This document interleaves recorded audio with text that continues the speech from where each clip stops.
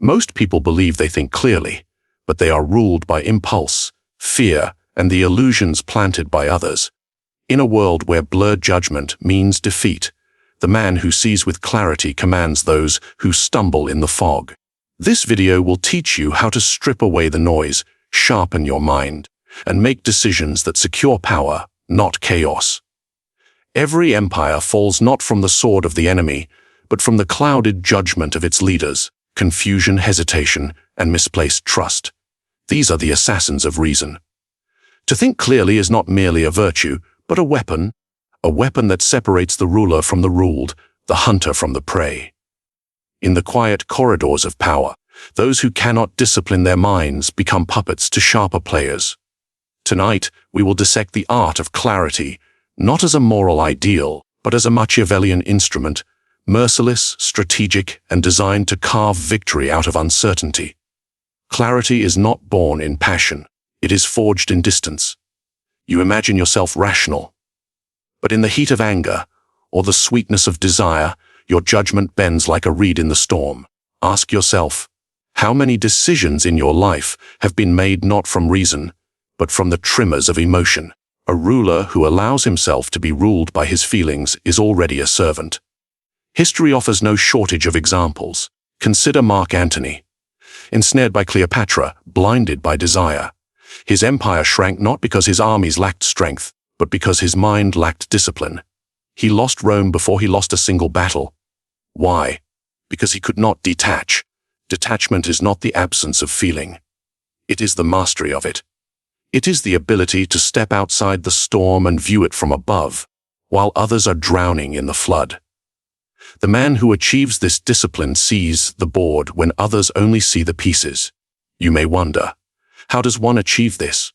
The answer lies not in suppressing emotion, but in observing it with ruthless clarity. When anger rises, do you strike immediately? Or do you pause, watching your own fury like a hawk watches prey, waiting for the precise moment to act? This pause is power. It is the space between impulse and decision where true authority is born. In psychology, this principle is echoed.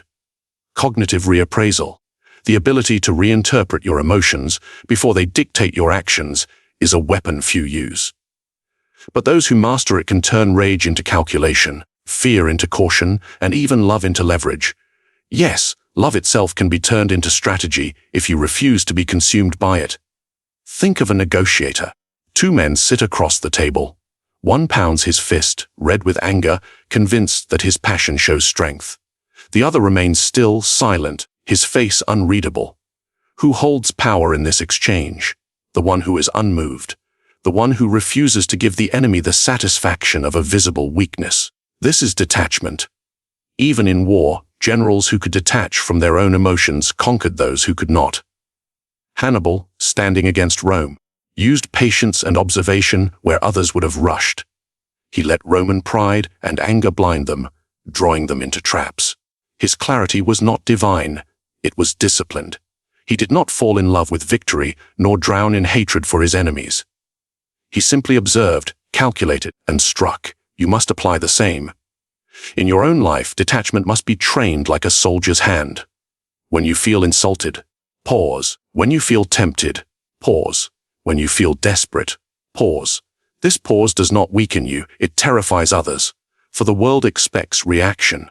But silence, stillness, composure, these unsettle those who live chained to impulse. Consider the workplace. Your rival spreads rumors. Most would rush to defend themselves, betraying insecurity. But if you remain calm, unaffected, the rumor fades, and your silence appears as strength. Those who wait to speak often command greater weight when they finally do. Your restraint is not weakness. It is dominance disguised as serenity. Yet, detachment does not mean indifference. A ruler who feels nothing is a statue, not a strategist. The art is to feel deeply, but to choose when and how those feelings are expressed. You may rage in private, but in public your face must remain stone.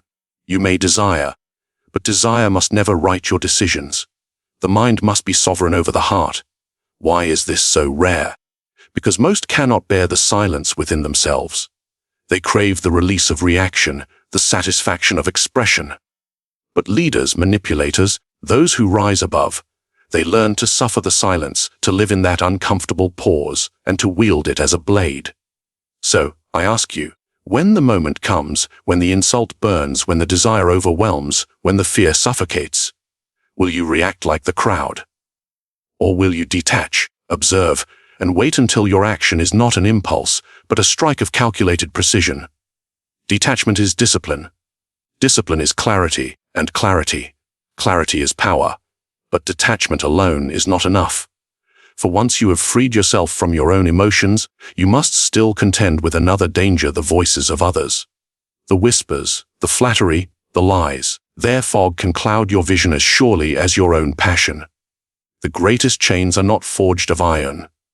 They are forged of words. You think you are free because you make your own choices.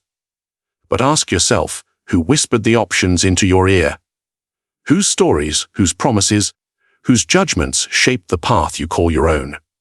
The fog of influence is thicker than smoke on the battlefield.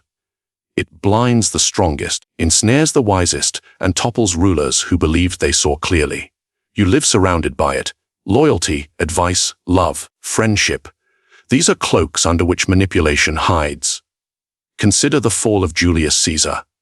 He was not struck down by the strength of Brutus' arm, but by the influence of whispered words. Rome is in danger, they told him.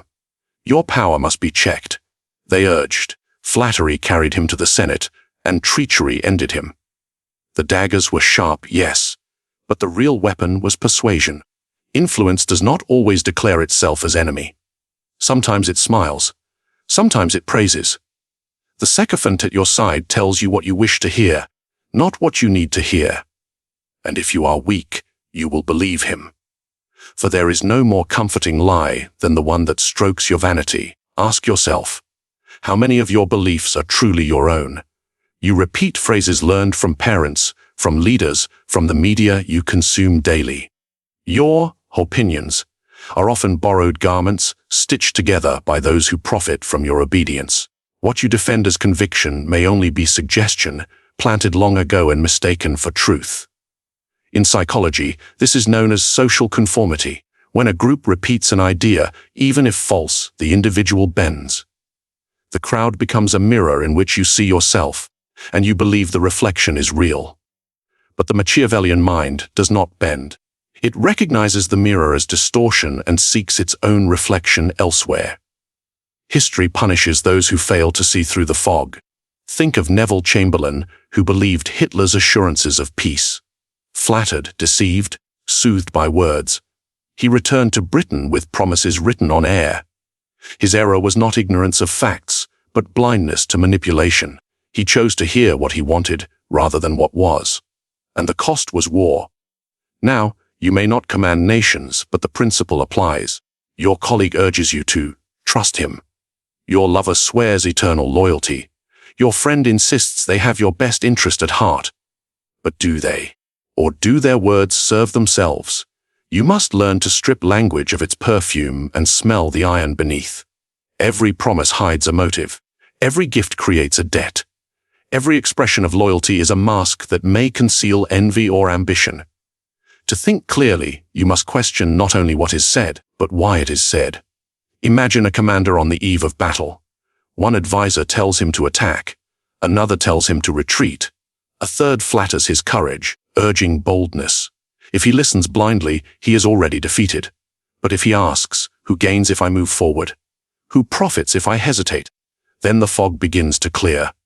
The same must be done in your life. When someone urges you toward a decision, ask yourself, what do they stand to gain? Do not be blinded by their words. Look instead at their interests. Power lies not in trusting what is spoken, but in dissecting the motives that drive it. Even silence can be influence. When others withhold information, when they fail to speak, their silence shapes your choices as much as their words. The absence of truth is itself a weapon. Be wary of what is not said, for often it is more dangerous than what is shouted. You cannot banish influence. It is the air you breathe. But you can train yourself to see through it. Detach from the comfort of praise. Resist the seduction of agreement. And when others rush to accept appearances, You must sharpen your sight and pierce through to the hidden engine of their intent. Remember this: the one who influences you controls you, and the one who controls perception controls reality. But even if you master the fog of others, there remains another battlefield more treacherous still, the battlefield within time itself. When to act, and when to wait. The difference between victory and ruin often rests not in what you decide, but in when you decide. Power is not seized merely by force. It is seized by timing. Many fall not because their strategy is weak, but because they act either too soon or far too late. Impatience has buried empires. Hesitation has strangled ambition. The wise ruler knows this. Time itself is a weapon sharper than any blade. Look to Alexander the Great. In his campaigns, he moved with ruthless speed, striking before enemies had time to unite. His victories were not always the product of larger armies, but of decisive timing. By the time his foes prepared, he was already upon them. Impulsiveness. No, calculated swiftness. Contrast this with the fate of Darius of Persia. He delayed, wavering, waiting for the right moment. By the time he gathered his courage, Alexander had already dictated the terms of the battlefield. Darius thought delay would buy strength. Instead, it bought him defeat. You must understand. Delay is neither good nor bad in itself. It is a tool. There are times when immediate action secures dominance. There are other moments when patience lures the enemy into exposing their weakness. The art is to discern which moment demands which response. Consider the world of politics. A scandal breaks. The impulsive leader rushes to defend himself, giving the story oxygen, confirming suspicion. The strategic leader waits, lets others speak, and only later responds, calm, measured, as if above the noise. The crowd admires restraint, while the impulsive man appears desperate. Delay in this case is not weakness, it is the mask of control. But hesitation can also destroy. In 1940, France hesitated to act decisively against Germany's rapid advance. Their leaders clung to old strategies, delaying bold decisions until it was too late, and so their nation fell in weeks. Sometimes waiting is surrender disguised as strategy. How, then, do you know when to act and when to wait? The answer lies in observation, not emotion. The impatient act because they cannot bear silence. The hesitant wait because they fear loss. Both are slaves, to desire or to fear. But the disciplined player asks only, what does the situation demand? In psychology, this is mirrored in the concept of delay discounting. Most people choose immediate rewards over greater future gains. They would rather grasp a small prize now than wait for a larger prize later. This weakness is what makes them manipulable. Offer them urgency, and they obey. Promise them something distant, and they abandon it. A ruler who understands this can bend men like reeds in the wind. Think of negotiations. The impatient buyer blurts his eagerness, driving the price higher. The patient negotiator sits in silence, letting the seller sweat, watching him lower the cost with every passing second. Who wins? The one who controls time. You must learn to make time your servant. Do not act because your blood boils. Do not wait because your heart trembles. Act when the moment will break your enemy, and wait when inaction increases their weakness. Train yourself in small things. When insulted, do not answer at once. When offered a deal, do not leap immediately. Pause, measure, ask, what grows stronger if I wait? What decays if I act now? Your clarity must pierce through the illusion of urgency, for urgency is the tool of manipulators. History proves this again and again. Hannibal struck Rome's armies at Cannae with ruthless immediacy, encircling them before they could think. But in later years, Fabius the Delayer saved Rome not through battle, but by refusing to meet Hannibal on the field, exhausting him through patience. Two opposite strategies, both victorious because each matched its moment. Do you see? Victory is not about action alone. It is about timing action with precision. The impulsive strike is reckless. The endless delay is cowardice. But the balanced choice, the strike delivered at the perfect instant, is devastating. Ask yourself now in your life, how many times have you spoken too soon, acted too quickly, revealed too much? And how many opportunities slipped away because you waited, telling yourself the right time had not yet come? Both are errors born of weakness. To master timing is to master fate itself. Strategic delay. Decisive action. Two blades of the same sword. Wield them with discipline, and you will not only defeat enemies, but make them defeat themselves. But remember, enemies are not only outside you. They whisper from within. The hidden motives of others, cloaked behind loyalty and friendship, strike deeper than armies. And that is the next battlefield we must enter. Every word spoken to you hides a reason. Every gesture carries intent, and behind every smile lies a calculation you may not see. If you believe people act out of pure honesty, you are already their prey. Human beings are not ruled by virtue, they are ruled by need. Ambition, envy, fear, greed, these are the true architects of behavior, and unless you learn to unmask motives, you will be used, betrayed, and discarded. Consider the court of Renaissance princes. Every counselor proclaimed loyalty. Every nobleman swore devotion. But loyalty was only a performance. Devotion was a mask, in truth. Each plotted for advantage, whispering lies into the prince's ear, praising him with one hand, while sharpening the knife with the other. The prince who mistook words for truth did not reign long. Now ask yourself, how many times in your life have you trusted someone who later revealed a hidden agenda? The colleague who offered to help, but sought to outshine you. The friend who gave advice that benefited them more than you. The partner who declared eternal loyalty, yet kept another option waiting in the shadows. These are not exceptions, they are the rule. In psychology, this truth is reflected in the concept of impression management. People rarely present themselves as they are, they present themselves as they wish to be seen. And behind every crafted image lies a concealed desire. To be admired, to be feared, to be accepted, or to gain power over you. History shows this at every turn.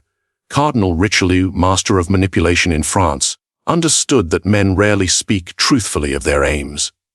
He gathered spies not to hear words, but to watch actions, for deeds expose what words conceal. One man may swear loyalty to the king, but if his letters move gold to foreign lands, his true allegiance is revealed. Words deceive. Patterns reveal. This is the first law of unmasking motives. Ignore declarations. Watch behavior. If a man says he seeks peace, yet prepares for war, believe the preparation, not the speech. If a colleague praises your success, yet never celebrates it in your absence, believe the absence, not the praise. Truth whispers through consistency, not through words. But do not think motives are always hostile. Even affection hides motive. A lover's promise of devotion may come from fear of abandonment. A friend's generosity may mask the desire to make you indebted. Even the parent who urges a child to follow a certain path may act from their own regrets rather than the child's good. To see clearly, you must accept that motives are never simple. Even when clothed in love, they are tangled with self-interest. Ask yourself, what does this person gain if I act as they wish? What is strengthened if I obey, and what is weakened if I resist? These questions cut through the veil, and once you train yourself to ask them, you begin to see what others cannot, the invisible strings that pull human behavior. Think of the workplace again. A manager tells you to take on this project because you are talented. Do they truly honor your skill? Or do they seek to burden you with more labor, to shield themselves from blame, to profit from your diligence? The words flatter, but the motive exploits. Only the knave accept the compliment. The strategist reads the motive and decides accordingly. Do not misinterpret me. To see hidden motives is not to grow cynical. It is to grow prepared, for once you grasp that every action is driven by need, you can predict behavior with ruthless accuracy. You no longer ask, why did they betray me? You ask instead, what did they need more than loyalty to me?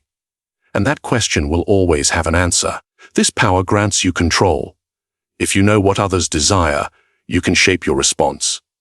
You can feed ambition to keep them busy. You can flatter envy to make them reveal themselves. You can offer security to bind their loyalty, or threaten its loss to force obedience. When you read motives, you do not react, you orchestrate. But remember this, just as you study others, they study you. Your motives, too, are under scrutiny. If they uncover your true aim, you lose your advantage. Thus, the highest art is not only to unmask others, but to conceal yourself. To move with clarity, while covering your intentions in shadow. So ask yourself again, when you look at those around you, do you see the mask or the hand behind it? Do you hear the words or the hunger that speaks through them? Do you believe the promise or search for the profit it hides? Unmasking motives will make you feared. It will also make you alone. For most cannot bear the truth of human nature, but solitude with clarity is greater than company with delusion. Still, even when you master the hidden motives of others, one final battlefield remains. The battlefield of perception itself. For power is not only in what you see, it is in what others believe about you. And that is where we must go next. Reality is rarely what destroys a man. Perception does. A leader may be competent, wise, and strong. But if the crowd perceives him as weak, he is weak. If they perceive him as corrupt, he is corrupt. If they perceive him as invincible, then even his enemies hesitate. Power is not only what you possess, it is what others believe you possess. History confirms this with brutal clarity. Caesar's name carried more weight than his legions. His enemies feared his reputation before his army even marched. When he crossed the Rubicon, many surrendered not because of his numbers, but because perception had already crowned him victor. You must ask yourself, how do others see you? Not how you see yourself. Not how you wish to be seen, but how the eyes around you, hungry and suspicious, interpret your actions. For perception, once formed, becomes a prison from which you cannot easily escape. In psychology, this is known as the halo effect. A single impression radiates into all others. If others see you as decisive once, they believe you decisive always. If they perceive you as uncertain, every choice you make is stained with doubt. Your reputation becomes a lens, and through it all judgment is filtered. Consider Richard Ether of England. Historians debate his true character, but perception painted him a villain, a usurper, a murderer. And it was this image, not necessarily his deeds, that doomed him. Once people believed he was monstrous, his fate was sealed. Truth was irrelevant. Perception was fatal. So how do you wield perception rather than fall victim to it? First, you must project certainty. Even when clarity escapes you, even when doubts gnaw at your mind, you must act with the appearance of confidence. The masses do not follow truth. They follow conviction. A faltering decision, even if correct, will be seen as weakness. A bold decision, even if flawed, can inspire obedience. Second, you must control appearances. Power is a performance. The robe, the crown, the office, the posture, all are symbols that condition others to treat you as greater than you are. Napoleon understood this. He crowned himself emperor in front of the Pope, showing that his authority came not from the church but from himself. The act itself was symbolic, yet the perception it created made him untouchable. Third, you must learn the art of silence. The more you explain, the weaker you appear. The more you defend, the more guilty you look. Perception is strengthened not by words but by restraint. Leave space for others to imagine your strength, and their imagination will often exaggerate it beyond what you could declare yourself. Think of business leaders who walk into a room and say little. Their silence creates an aura. The crowd projects authority upon them. Meanwhile, the nervous man who justifies himself endlessly looks like a servant begging for approval. Perception has already decided who rules. But there is danger here. If you overplay your performance, perception may shatter. When the mask slips, when people see the weakness behind the facade, their disillusionment is merciless. A man they once believed strong becomes an object of ridicule. Better to project steady, disciplined strength than grand illusions that collapse under scrutiny. You must also recognize that perception is never static. Enemies will always seek to shape it against you. Rumors, slander, whispers, they are weapons as deadly as steel. You cannot silence them all, but you can overwhelm them with your own narrative. Act in ways that feed your chosen image, and the noise of your enemies becomes background. In your own life, the principle remains. At work, do not merely be competent, be seen as competent. In conflict, do not merely be strong, be seen as unshakable. If you wish for loyalty, inspire the perception that betraying you is dangerous. If you desire admiration, embody the image of success even before you fully possess it. Ask yourself, what story do people tell about you when you are not in the room? That story is your true reputation. That story is the perception you must either shape or suffer.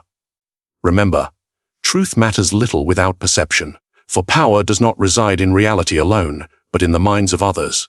Control that, and you control them. But there is one final truth. Clarity, detachment, timing, unmasking motives, perception, all of these are weapons. Yet none of them matter unless you wield them with will, for power belongs not to the one who sees, but to the one who dares to act upon what he sees, and that is where our journey must end, or where yours must truly begin. Control is never taken by force alone. It is taken through the mind. The man who commands without appearing to command rules absolutely. Most will never see the strings that bind them. They believe they act freely, while every choice has been guided, every opinion shaped, every loyalty engineered. This is the highest form of power.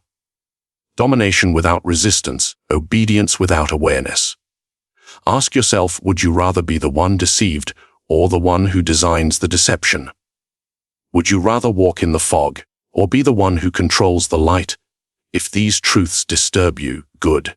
They should. For the world belongs not to the virtuous dreamers, but to those who see reality naked and use it without hesitation. Now, I want to hear from you. Comment below, what is your greatest weapon of influence? Subscribe if you are ready to learn more strategies of control and clarity. And share this video, so others may join you in the art of ruling unseen. The choice is yours, to be ruled or to rule.